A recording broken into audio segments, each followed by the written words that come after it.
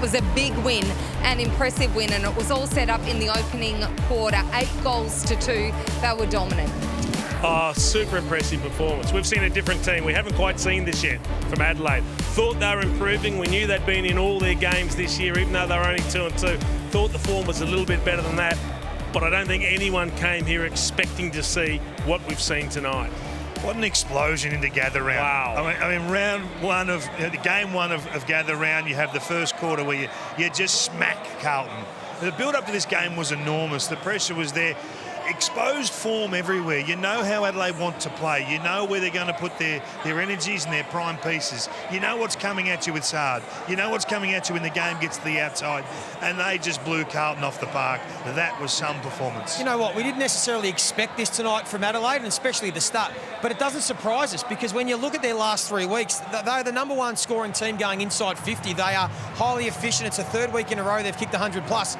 And last week they dominated Freo in the contested ball. They outworked them at contest to contest on the spread. So they've done it again tonight. So it's more the fact that they've been able to back it up that shows us that they are the real deal. I'm not sure if anyone's spoken to Darcy Fogarty at all. He just told us their brand is defence.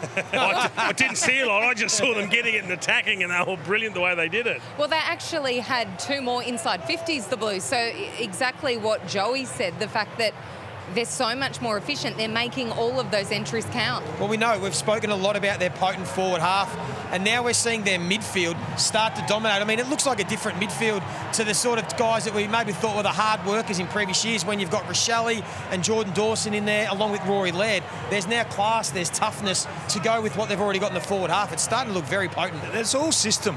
This is what I keep coming back to, what Matthew Nicks is trying to get them to do. Shut down the opposition when they've got the ball, make the game small, get inside, pressure. The pressure in the first quarter from the Crows was well over 200. Yeah. Now that's 20%, 15% above AFL average. I just think they've got all components covered at the moment. Their leadership are playing great football. Laird's been there for 3-4 weeks now at top level. Dawson's probably been best on ground the last 2 weeks. Their forward line, as you said, Joey, is absolutely firing. And their key backs tonight was seriously impressive. Yeah, Murray played a great game, didn't he? I just love the constructive clearances. It's not a dump kick. It's not just win it and get it going forward. It's what can we make from it once we get our hands on it. Link up, carry, and then get the right people delivering the ball forward. And it paid off handsome dividends. So a really big month ahead. Hawthorn, you would have to think the Crows go into that red-hot Tough game, that one, Sarah. But then if you look at the next 3, Collingwood, Geelong and St Kilda, we will learn a lot more about where this Adelaide side is after those matches. I reckon Matthew Nicks will be really excited with those 3 games. I think he wants to test these blokes because they've done a lot of work. They've come a long way, but now they need to start matching it with the big boys. They've done it tonight. They need to do it 2 or 3 times in the space of, 3 or 4 weeks and really lift this club up into that, I guess, the upper echelon. And he's been doing it in layers, hasn't he? Like last year, they were a strong contest and pressure side. So they built the fundamentals and the foundation. And this year, they've been able to add the layers on, the better ball use from stoppage and the run and the spread and the classes. It's continuing to add layers to what they've been working on. Well, let's have a look at how they scored, though, Jace, because they've got 8 goals from the 2 key pillars forward in Walker and Fogarty, 3 goals from a tagger, a guy who's trying to shut down the opposition's best counter-puncher. Rochelle and Rankin weren't really a threat at ground level today. So I think the versatility now, that if one component or one section of players, one type of player doesn't get you can flip to the other mode. All right, let's talk about the brutal opening from the Adelaide Crows. The first 30 minutes, really, Joey, it was an onslaught. We were sitting here almost in disbelief at what we were seeing happen, and happen so quickly. Yeah, we said at quarter time, it was almost a complete first quarter because everything they did was spot on. It started with their pressure around the contest and then their ability to win the ball, and as we've touched on, get it to the outside with a chain of hands, spread and test the Blues, and then finishing with the efficiency going inside 50. You couldn't really have asked for a better first quarter. It was flawless, and that's where the game was set up and won. I'm interested in the mix of handball to kick, so 60 handball, 70 kick. So it's get the ball into the safe hands to a composed ball user to then be the kicker inside. I haven't seen a clinic like this kicking the ball inside 50 for a long time. That there, I think Carlton was shocked at the efficiency, and they just chased tail for 30 minutes. It was extraordinary to see, Jason. I haven't seen Adelaide play at this level for a long, long time. I haven't. Look, snuck under our guard. If it was Carlton that had done what Adelaide did in the first term, you'd go, gee, it was great, but we probably knew they had it in their arsenal. I didn't know that Adelaide had this, at least not yet, but now we're seeing glimpses of what this group is capable of achieving, and it's pretty scary. It's pretty exciting if you're an Adelaide Crows fan. Absolutely exciting, because we know how hard chances are to generate inside 50. So once it's in there, Joey, being able to lock it in and capitalise is gold. Yeah, well, coming into this round, they were the #1 scoring team going inside 50. They were that efficient. They're at 50%. Now, put it in perspective, Geelong last year were the most efficient team in the competition, going at 47%. So they are well above the Cats from last year.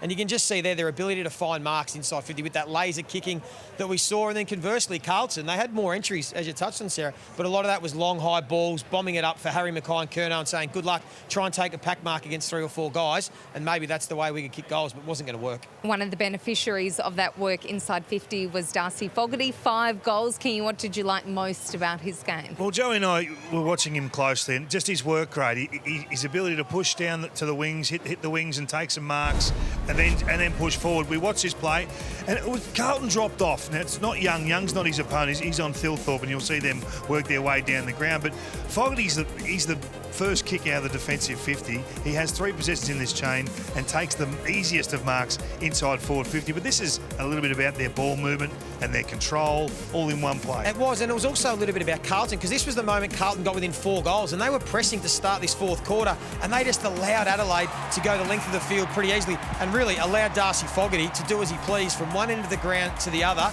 He goes back and kicks that from the pocket. That's it, game over. Carlton, any sniff of them getting back in the contest was done. And Riley O'Brien was involved in that play. His work rate tonight. He's been good. He caused some confusion as who he's actually on Wiedering at that particular stage. It was a great play.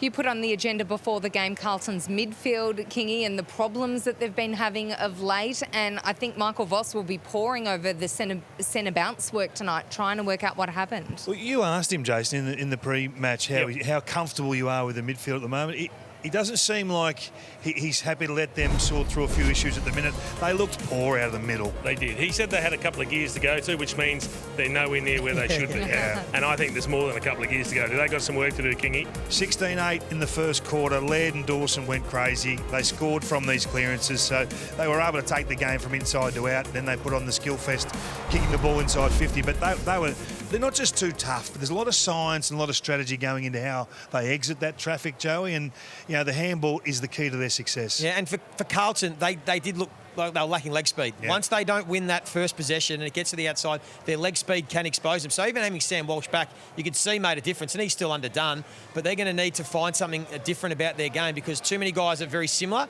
very one pace, particularly with Ed Curnow as well playing. So if they're not winning that contest, they were getting exposed. They need a defensive midfielder, don't they? Someone with some speed. Yeah. Like Alistair Clarkson used to throw Rioli in there and Poplar and these guys. I think they need to look at that. Yeah, because you even said last week, North Melbourne really had the better of them through the midfield. North Melbourne just didn't have any key forwards or key defenders to help them last week, but they also beat Carlton. So something that Michael Voss will have to look at. So if you're a Crows defender over Easter, sitting back watching the Good Friday clash, and Harry and Charlie combined for 10 goals, you're probably a little bit nervous and stressing out all week. Well, Nick Murray did brilliantly tonight in restricting them. Yeah, and at different stages, he was matched up to both players. So he's had an outstanding time. When you look at that, when you're looking at wins in one-on-one contests, that's exceptional. That is an exceptional return when you're up against probably the 2 biggest beasts in the competition in terms of key forwards. So take your hat off and just say, bang, hands down, Nick Murray won his position tonight against quality opposition. And they're the one-on-ones. There was a lot of high balls that come in tonight, wasn't there? I mean, Carlton were their own worst enemy at particular stages in that mid-second and third terms. Didn't give them great opportunities, No. but I don't think perhaps... I think Curnow tried to present as often as he could. I don't think Harry worked as hard as he could to actually get on the lead a little bit more. Once he attacks the ball out in front, it's so hard to spoil because he's so big. But you're right, they bombed it high and long far too often to a crowded forward 50, which isn't fun for the forwards. Right. Speaking from experience, obviously. Let's have a look at the Blues as they were trying to get back in the game in the third quarter. They're getting hands on the football, Joey. So then when you're behind, you need to nail the opportunities going inside 50. Yeah, that's right. They won the clearances 13-6 in this third quarter. So they did have a lot of ball in their forward half. But as we said earlier, a lot of it was sort of just trying to, not quite to advantage of Curnow and Mackay, where they could actually take the marks. But as the boys have said, Rory Laird and Rory Sloane, look at the support from Adelaide. Look at them get back. They know where the ball's going to get kicked towards the 2 big boys. So it made it really difficult for Mackay and Curnow to get a lot of separation to give themselves a good look. I think it's wonderful defending. As a group, it's 6v6, not 6 one-on-ones. You don't really want to have any defender in the competition trapped one-on-one. The big ruckman back there, the small halfback flankers putting their body on the line. This is what creates good culture, good teams, the ability to not rely on just one man. I thought this was awesome back six defence. I like it under Matty Nix. It's a question of when it's your turn, you go. It doesn't matter if you're the ruckman, Riley O'Brien dropping back, or if you're a back pocket. When it's your turn and you can help a teammate, you go. And you put your body on the line, and we saw a number of players do that tonight. Joey, we love the game of Ben Keays. How crucial was he tonight? Well, he had a big influence. I mean, we knew that he was going to play as that defensive forward on Sard. They'd identified that he was a danger man, particularly without Sam Doherty. And he did it last year. And remember, Ben Keays, he kicked the 3 goals and was the real difference when Adelaide mauled Carlton over here last year. And he did something similar again because he was able to, at the right times, nullify Sard's offensive run. But then when he had the opportunity, he was able to kick goals. Well, this is really poor. This is really poor. I mean, you just can't clock off. I know you're being tagged and you've had a frustrating night, but you just can't clock off like that. And that's an attitude error more than anything else. He's not gassed. He's standing side by side next to the guy who knows he's having a good night. He basically gave up there. That's really disappointing from a leader at Carlton. And I think in a lot of ways they got beaten by what they knew coming into the game. You know, Laird, it's no shock that he's a clearance player. Yeah, did they put any time? What was the plan A? What was plan B with Rory Laird? And Dawson's been in for the last couple of weeks in the midfield and done an amazing job. He's been sensational. So I think Michael Voss would probably they'd have a look at this, at their performance as a coaching group coming into this game. How did they go in setting up this team to win tonight? You also asked Vossi pre-game, where's it going to be won? And he did come back and say, well, you know, it starts in the middle. They've got a lot of work to do. He's got to go and have a chat to Paddy Cripps and co, and Hewitt and Chera, who came into the middle, who actually wasn't too bad, but Kennedy was another one in there tonight. The mix isn't right, their structure's not right, their positioning's not right. They've got a hell of a lot of work to do if they want to get to where they think they can get to with this group. He also said, I mean, there was so much revealed in that interview, really. He said that Ben Keays is coming for Adam Sard. We're not going to muck around with Adam Sard. He's got to handle this. Well, he's been smacked for the second time, coughed up 3 goals tonight. He doesn't, and he plays forward against Carlton. He'd love to play Carlton every week, Ben Keays. Enjoy a role change, and it doesn't get too much easier because they have St Kilda next week back in Melbourne.